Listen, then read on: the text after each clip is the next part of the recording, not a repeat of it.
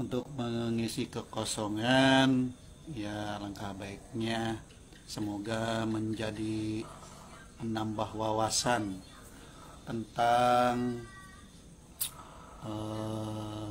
beredar di luar sana bahwa bahasa ma'rifat itu begitu menakutkan bagi orang yang sedang belajar, dan bagi orang yang sering membicarakan tentang makrifat merasa sudah wah dan sangat tinggi dan sangat luar biasa.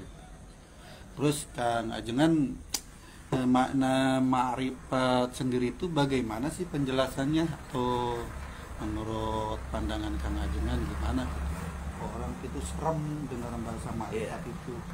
Kan orang itu sering terjebak pada istilah atau kata yang mereka dapat dari dalam pengetahuan, baik itu pengetahuan referensi ataupun pengetahuan yang bersifat dia hasil mendengar dari orang lain.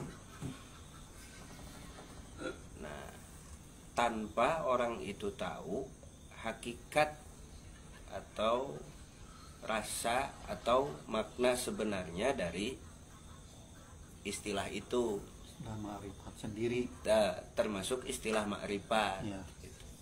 Kan sebenarnya sederhana. Kalau saya mengenal handphone, saya makrifat handphone. Jadi makrifat itu mengenal. Saya mengenal handphone karena pada awalnya saya tahu nama handphone.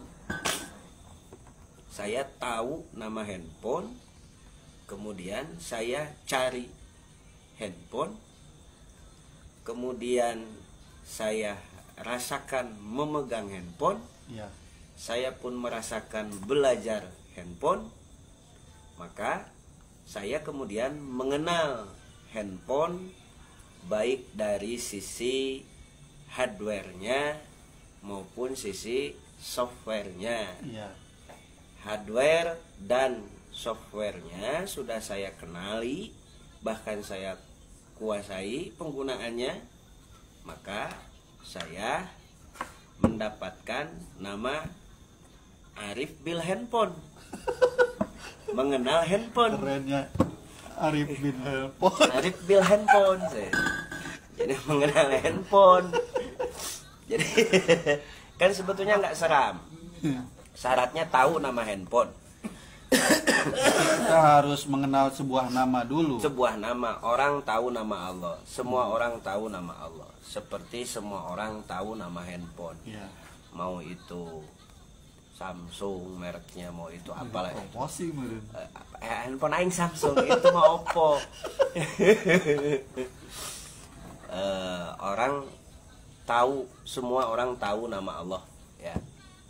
Tetapi tidak semua orang saat mendengar nama Allah dia memiliki rasa penasaran seperti ketika saat seseorang mendengar nama handphone keluaran baru.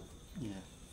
Kalau orang mendengar nama handphone keluaran baru, anggaplah ada satu pabrikan yang mengeluarkan handphone tipe baru. Otaknya terangsang untuk mencari bahkan membeli, ya, bahkan membeli handphone tersebut, kan begitu ya. Dan kemudian dia mempelajari apa fitur-fiturnya sehingga dia bisa menguasai handphone baru itu. Tetapi saat orang mendengar nama Allah, meskipun ini sudah sangat terkenal nama Allah ini di mana-mana, kan nggak ada orang yang nggak tahu nama Allah. Jangankan orang Islam, orang yang non Muslim saja tahu nama Allah, ya. Nah, tetapi kan tidak muncul Sebuah rasa kepenasaran di dalam akalnya untuk mencari untuk mencari wujud Allah, kalau tadi saya mengetahui nama handphone karena saya penasaran, kemudian saya cari wujud handphone. Ketika orang mendengar nama Allah, yang penasaran pasti akan mencari wujud Allah, karena wujud Allah ini, karena nama Allah ini sudah terkenal. Harusnya kan muncul kepenasaran mencari wujud Allah. Nah, kalau wujud handphone itu adalah wujud fisik ya. Nah, wujud Allah ini kan bukan sosok fisik ya, tetapi bukan sosok ya, tetapi hakikat atau rasa. Kalau wujud handphone terlihat oleh mata, Ya. nah, wujud Allah ini kan terasa oleh akal.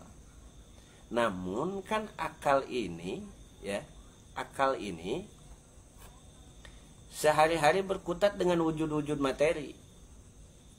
Uang, masalah, kerjaan, kesibukan, tagihan. Wujud-wujud materi itu memenuhi akal, memenuhi otak ya. Nah, sehingga untuk mengetahui wujud Allah yang bukan materi ya, bukan materi ya, pertama-tama agar akal ini mengenal yang bukan materi, kan materi dalam akal ini harus dibersihkan dulu. Nah, kalau nama itu adalah syariat, nama itu syariat, Allah itu secara nama itu syariat ya. Tadi ini handphone terlihat wujudnya, Iya. wujud handphone terlihat. Nah, untuk wujud Allah bukan terlihat tetapi terasa. Nah, untuk merasakan kehadiran Allah, karena Allah bukan materi, maka akal yang sehari-hari berkutat dengan materi harus dibersihkan dulu. Nah, cara membersihkan akal ini disebut thoriqoh. Jadi nama Allahnya itu adalah syariat, namanya ya, nama Allahnya itu adalah syariat. Cara mengenal Allah seperti cara menggunakan handphone ya. Thoriqotul handphone kan ada handbooknya ya, betul. dan harus mengikuti petunjuknya. Dan apa yang ada di dalam buku panduan handphone itu kan harus dilaksanakan agar seluruh bagian handphone ini bisa kita ketahui dan fitur-fiturnya bisa kita gunakan. Nah, syariat itu ya, syariat itu bukan untuk dihafal, itu untuk dilaksanakan. Seperti fitur tadi. ini sambil memegang handphonenya, pertanyaannya itu dipegang nggak, itu syariatnya dipegang nggak, betul-betul nama Allahnya ini betul-betul dicari nggak gitu, sehingga akal ini yang sehari-hari sehari-hari berkutat dengan problem materi itu pelan-pelan ada cara membersihkan akal yang disebut thoriqoh. Nah, untuk berthoriqoh perlu ijazah atau talqin zikir, wajib hukumnya, sehingga pelan-pelan materi yang ada di dalam akal itu bisa terbersihkan. Jadi kalau saya kan nggak mungkin lihat handphone meskipun ada di depan saya nih, kalau mata saya katarak atau mata saya gangguan atau mata saya berpenyakit lah gitu. Meskipun ada wujud handphone di depan saya, itu tidak akan bisa kelihatan. Meskipun ada wujud Allah di depan kita, tetapi kalau akal kita ini kotor, itu tidak akan terasa. Buktinya kan sering kali masih kena banyak orang yang kaya raya tapi merasa tidak diurus sama Allah ya. Hidup berkecukupan masih saja merasa masih miskin. Orang miskin merasa tidak diurus sama Allah, kan begitu ya. Padahal dikasih masalah itu artinya sedang diurus. Ya masih dikasih masalah kan berarti masih kena kehabisan ku Allah teh sebenarnya mah. Boga masalah teh Allah teh ingeteun gitu.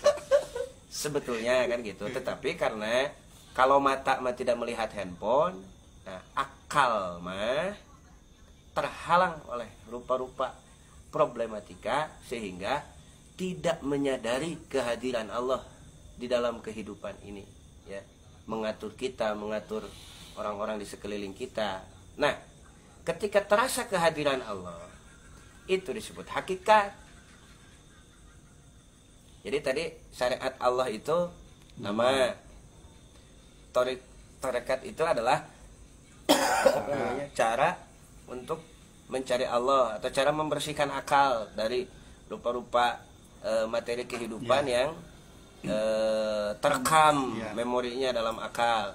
Nah, ketika ini terbuka, hijab akal ini terbuka, ya, hijab akal ini terbuka, maka akal akan merasakan kehadiran Allah. Seperti ketika ini kacamata hitam yang ada di mata ini dilepas, yang menghalangi pandangan Aba dengan handphone. Ketika kacamata hitamnya dilepas, ternyata di depan saya ada handphone. Ini akal terhalang materi. Ketika akalnya disibakkan dengan zikrullah, dengan zikir torikoh, ya, maka akan terasa kehadiran Allah. Nah, lama-lama akal ini merekam hal baru. Kalau sebelum torikoh, sebelum zikir, ya, tertutup dan merekam materi, aktif merekam materi, akal ini merekam yang terlihat, yang terdengar, yang tercium, segala macam, kan aktif merekam itu semua. Ketika materi-materi itu bersih, akal akan punya aktivitas baru, pikiran ini punya aktivitas baru, dia akan merekam rasa, karena terasa kehadiran Allahnya, rasa welas asih Allah terasa, sabar dan syukur terasa, terus kemudian al-qawiyu itu kuat terasa, kudus, salam, damai, ya, jiwa kita ini terasa damai, ini terasa. Nah, akal ini mereka merasa-rasa itu. Si akal ini akan mereka merasa-rasa itu sehingga akal mengenal secara jelas. Bahasa Arabnya mengenal adalah ma'rifat. Jadi, apakah hari ini kita iman kepada Allah ini hanya sebatas nama, sebatas syariat, ataukah kita masih ngotak-atik akal kita, ya, masih berjibaku ini memasukkan energi zikir ke dalam akal kita untuk menyikapkan tabir yang menghalangi penglihatan akal kita dari Allah, ataukah kita sudah merasakan kehadiran Allah, ya, ataukah kita sudah mengenal secara utuh itu bahwa betul tidak ada wujud selain Allah, la maujuda illallah, tidak ada lagi wujud selain Allah. Kan itu dibaca doang, la ilaha illallah, la maujuda la awalnya kan la ilaha illallah, la matluba ilallah, la ilaha illallah, la maksuda ilallah, la ilaha illallah, la maujuda ilallah. Kan itu teh bukan untuk dibaca sebetulnya, itu teh bisa tersia jika gitu. Itu sebenarnya. Berarti marifat itu tidak seseram yang diperkirakan. Enggak seseram yang gimana sih mengenal handphone. Kan biasanya kalau ada merek handphone baru nih, di toko mana ya, kan gitu ya. Penasaran kan. Sok coba kalau dengan nama Allah harusnya makan ke kiai mana nih. Biar kita harus bisa marifat mengenal Allah. Saya misalkan ke toko handphone diantar sama Pak Ustadz Ahmad, sampai ke toko handphone diantar, ditunjukin handphonenya sama Ustadz Ahmad. Nah, Pak Ustadz Ahmad tadi disebut yang menunjukkan ke toko handphone, mursyid toko handphone. Mursyid toko handphone gitu, Ustadz Ahmad teh gitu. Nah, kita ke Allah juga ada orang yang bisa menunjukkan seorang hamba agar bisa mengenal Allah, disebut mursyid toriko gitu, orang yang menunjukkan jalan kepada Allah. Begono. Nah, dari mursyid itu, kalau dari toko kita dikasih handphone, Kalau dari mursyid dikasih zikir dan cara menggunakan zikirnya. Gitu.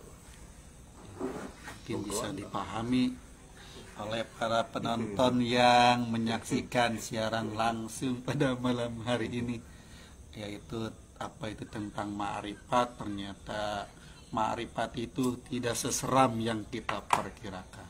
Artinya ngerti atau tahu. Terima kasih atas kunjungannya pada malam hari ini.